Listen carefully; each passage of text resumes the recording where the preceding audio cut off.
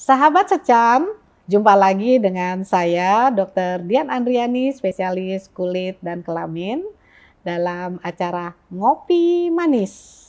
Ngobrol pintar bersama spesialis dalam YouTube channel Secan Indonesia. Topik kita kali ini adalah uji tempel pada dermatitis kontak alergik yang akan disampaikan oleh seorang dokter muda yang cantik, dokter muda Faiza Nefotra.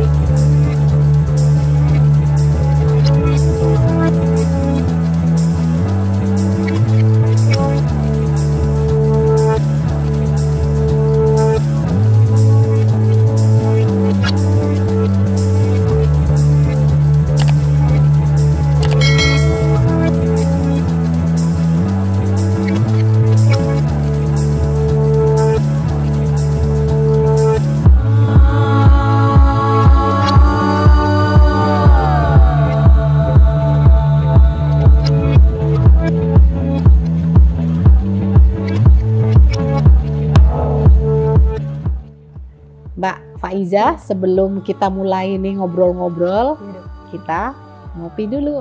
Ya, silakan. Ngopi semua.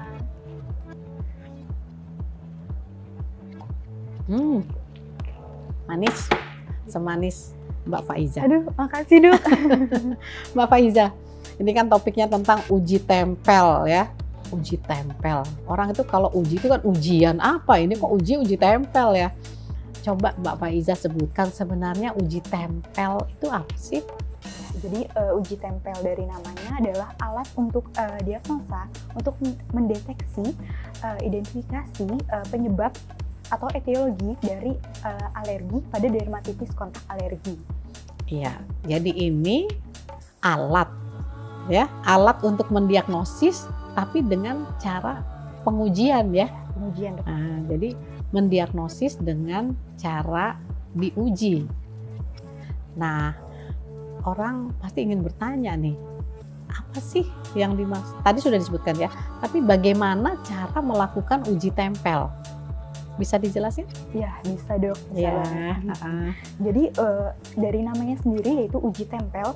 Jadi ada suatu unit alergen yang ditempel pada plester.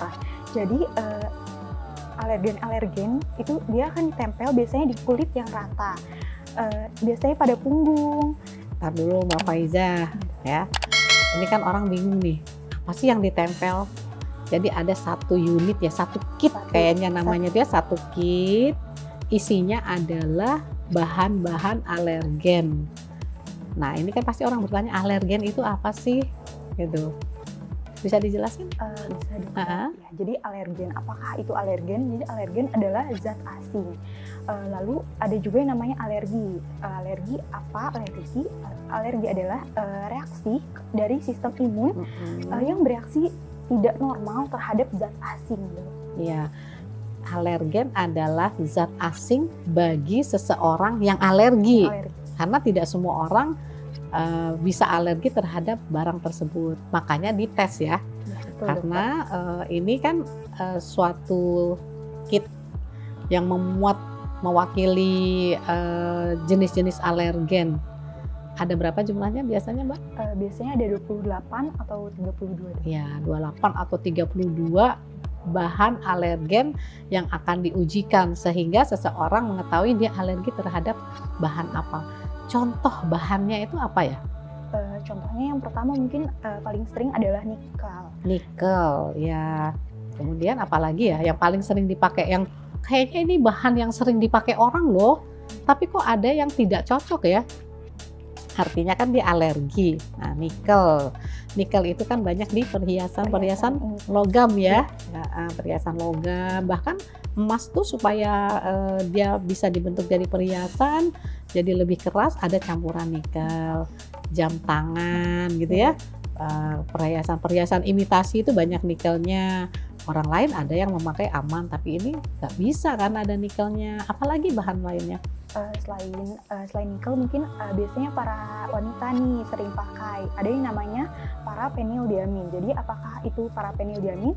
Dia biasanya zat kimia yang ada pada cat rambut. Jadi buat cewek-cewek yang suka cat rambut itu ya, itu malah bahaya ya kalau dia alergi. Tapi kalau nggak alergi aman-aman aja ya. Iya. Ada anak muda sekarang ya rambutnya jadi warna-warni gitu ya, padahal itu ada alergi yang bisa mengintai, ternyata itu tidak tidak 100% aman gitu ya. Oke, sekarang saya ingin menanyakan bagaimana cara melakukan uji tempel. Berarti melanjutkan yang tadi ya dok. Ya. Jadi setelah alergennya ditempel, biasanya di kulit yang rata itu di punggung, setelah itu akan dibiarkan dan akan dibaca setelah 48 jam. 2 hari ya? Ya, 2 hari. Pasiennya suruh pulang dulu kan? Ya, pulang dulu. Terus kontrol setelah 2 hari. Nah, terus bagaimana cara membacanya? Yang pasti uji tempel plesternya dilepas dulu ya dok untuk melihat reaksinya. Biasanya reaksinya bisa positif, bisa negatif. Untuk yang positif biasanya ada hasilnya bisa kemerahan, lalu ada lenting kecil, dan lenting besar juga bisa terjadi. Bahkan bisa melepuh gitu ya Mbak? Iya, bisa. Oke. Nah, jadi kalau itu namanya apa tuh? Ada positif ya. Positif itu kita bagi ada positif 1, positif 2, positif 3 gitu ya. Makin berat berarti positifnya makin banyak. Kalau sampai terjadi lepuh itu positifnya sudah positif 3 gitu ya. Nah itu hasil positif. Apakah bisa dipastikan dari situ? Oh ini kalau yang positif ini berarti dia pasti alergi. Apa sudah bisa dipastikan di hari kedua? Belum bisa dok, karena belum bisa ya. Jadi ini masih ada lanjutannya lagi. Ya, terus pasiennya suruh apa lagi nih kalau sudah dibaca? Oh ada yang positif. Berarti belum tentu ya. Dia harus kembali lagi. Ya. Kapan dia kembali lagi? Biasanya setelah 72 jam dokter akan dibaca kembali. Artinya besoknya dia kembali ya, hari ketiga. Kemudian apa yang kira-kira bisa didapat dari hasil uji tempel tersebut? Seperti tadi hasilnya bisa positif, tapi kan udah dilepas ya? Sudah dilepas. Alergen yang nempel tadi udah dilepas ya? Sudah. Ya. Masih ada kemungkinan dia jadi lebih berat? Masih ada. Masih ada, oke. Itu artinya apa kalau dia jadi lebih berat? Biasanya kalau lebih berat, kemerahannya lebih berat, melepuhnya lebih berat, itu biasanya karena reaksi alergi. Kalau jadi tidak, malah jadi hilang. Tadinya waktu hari kedua dia meradang, hari berikutnya dibuka, kok jadi baik gitu. Itu artinya apa? Itu biasanya karena bahan-bahan iritan dok. Karena iritasi dari bahan tersebut. Jadi bahan alergen pun kalau ditempelin lama-lama bisa iritasi juga ya? Ya bisa. Oke. Sekarang mungkin orang tanya lagi, kan tadi disebutkan bahwa uji tempel ini dilakukan pada orang-orang yang kecenderungan dermatitis kontak alergi. Nah itu apa sih dermatitis kontak alergi? Ada kontak-kontaknya, ada alerginya, itu artinya apa ya? Jadi dari dermatitis kontak alergi adalah peradangan pada kulit dok. Nah peradangan pada kulit ini biasanya dia disebabkan oleh alergen yang sudah tersensitisasi. Jadi ada reaksi sensitisasinya dok. Gini ya Mbak. Kan ini dermatitis kontak alergi itu adalah suatu peradangan akibat kontak. Ya. Nah ini kan pasti harus dibedakan dong. Ini alergi atau ini iritasi ya. Kalau yang dermatitis kontak alergi yang bagaimana, dermatitis kontak iritan bagaimana? Karena pada umumnya sahabat secan cuma tahu, oh ini pokoknya gatel-gatel berulang, gatel lagi berulang. Akhirnya bilangnya semua alergi. Padahal sebenarnya ada yang alergi, ada yang iritasi ya. Nah, bagaimana membedakan antara dermatitis kontak alergi dan iritasi? Ya, jadi pada dermatitis kontak alergi berarti terjadi pada orang-orang yang hipersensitivitas, orang-orang yang hipersensitif ya? Hipersensitif. Lalu dari gejalanya, biasanya gejalanya itu khas untuk alergi adalah gatal. Gatal. Kalau yang iritan Biasanya nyeri. lebih nyeri. Terus apa penyebabnya tadi? Kalau yang iritan penyebabnya adalah Biasanya karena pajanan bahan dari yang bahan-bahan iritan ya. Kalau yang alergi tadi pajanan dari alergen ya. Kemudian sifat dari wujud kelainan kulitnya itu ya, radangnya itu. Kalau yang iritan di mana lokasinya? Dan yang alergi di mana lokasinya? Biasanya kalau alergi itu reaksinya lebih luas ya daripada yang terpapar kontaknya. Sedangkan pada dermatitis kontak iritan itu biasanya sebatas pada yang terpapar oleh iritannya. Ya, jadi orang pakai cat rambut ya, ternyata dia alergi. Ternyata yang keradang tuh bukan cuma daerah kepala, mukanya ikut gatal, badannya ikut gatal ya. Hampir seluruh tubuh bisa gatal semua. Nah, itu namanya alergi ya. Tapi kalau orang cuci baju, cuci piring sering-sering tiap hari, memang kerjaannya itu kayak kerjaan saya juga begitu ya. Nah, itu kok di bagian telapak tangannya itu jadi keras, kadang-kadang lupas-lupas, kering, itu namanya dermatitis kontak iritan ya. Karena kan cuma di telapak tangan. Nah, itu bedanya ya. Ya. Kemudian siapa sih yang bisa terkena dermatitis kontak iritan dan yang terkena dermatitis kontak alergi? Biasanya kalau untuk dermatitis kontak iritan bisa semua orang terkena. Ya, semua orang ya.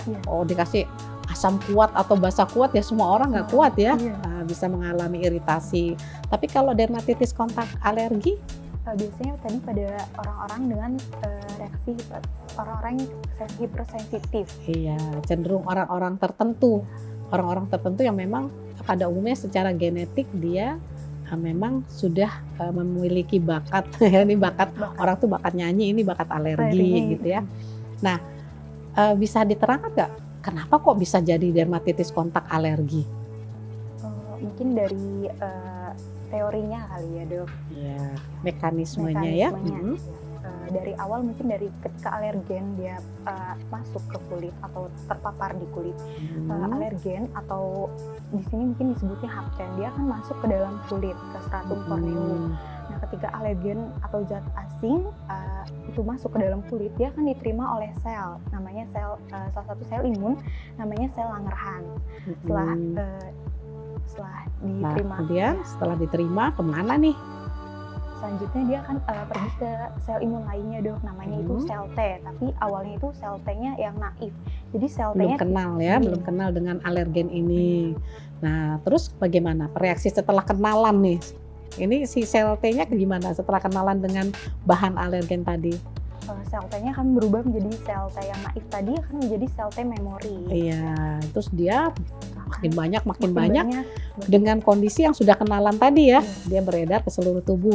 Nah, itulah sebabnya begitu kontak lagi, gatalnya tidak cuma di daerah kontak tapi bisa meluas gitu ya. Ya, ini saya kira Dr. Faiza Nepotra sudah cukup baik menjelaskan tentang dermatitis kontak alergi yang cara menentukan benar-benar alergi atau iritasi dengan uji tempel dengan cukup baik ya. Terima kasih sekali. Mudah-mudahan nanti bisa menjadi dokter yang hebat, dokter yang handal ya. Sahabat Secan sekalian, tadi sudah dijelaskan tentang uji tempel pada dermatitis kontak alergi. Dermatitis kontak alergi adalah kelainan kulit akibat alergi, akibat kontak dengan bahan yang sebenarnya semua orang sering menggunakannya. Contoh cat rambut, kemudian bahan-bahan perhiasan atau bahan-bahan dari logam ya yang mengandung nikel. Bisa juga dengan ada bahan-bahan dari karet seperti sarung tangan ya, sandal, sepatu yang terbuat dari bahan karet. Mungkin orang lain tidak ada masalah, tetapi pada orang yang alergi akan menimbulkan peradangan, menimbulkan rasa gatal yang bahkan bisa sangat hebat. Nah, inilah yang disebut dengan kondisi alergi akibat kontak. Dan untuk menentukannya diperlukan suatu alat. Alatnya ini adalah cara dengan menguji bahan-bahan alergen itu yang ada banyak sekali variasinya, ditempelkan pada kulit yang rata dan cenderung tidak bergerak ya, tidak banyak pergerakan. Contohnya adalah di punggung. atau di lengan atas ya. Nah ini kan tidak banyak bergerak di daerah tersebut. Nah nanti akan dibaca seperti tadi sudah disampaikan pada jam ke-48, kemudian setelah ke-72 jam. Dan hasilnya apabila semakin parah setelah dilepas, artinya dia alergi terhadap bahan tersebut. Oleh sebab itu harus dihindari karena kontak yang pertama adalah perkenalan, kontak berikutnya mulai terjadi reaksi aktivasi atau elisitasi yang lebih berat, kemudian kontak berikutnya lagi jauh lebih berat, berikutnya lagi jauh lebih berat. Oleh karena itu cara menghindarinya adalah dengan menghindari kontak bahan yang sudah terdiagnosis ini adalah penyebab alergi. Demikian sahabat secam, mudah-mudahan ini bermanfaat untuk kita semua.